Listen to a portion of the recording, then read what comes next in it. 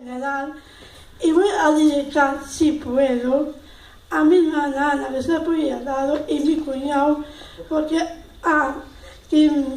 gracias por venir a ver cómo tocamos. Por esto va a todo el grupo y como cariño de todos, esto va por ti. A mi hermana Ana y mi cuñado Paco, gracias por venir. Y esta canción es dirigida para vosotros dos. Y ahora voy a presentar al grupo Los Enanitos Imaginarios. Gracias.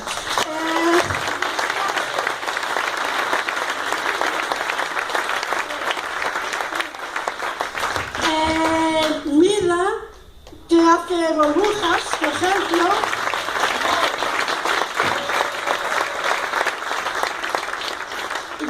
Ñaco en la metería.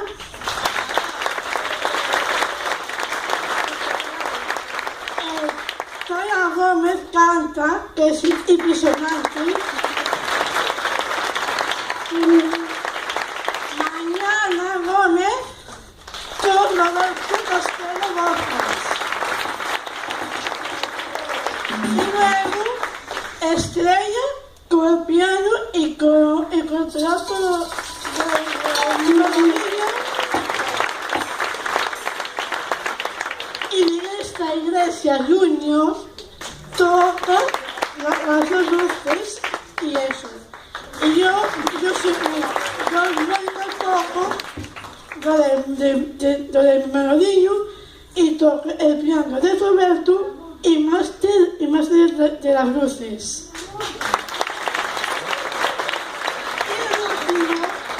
Compañero Ramón, que es dibujante, que lo hace genial, me bendice.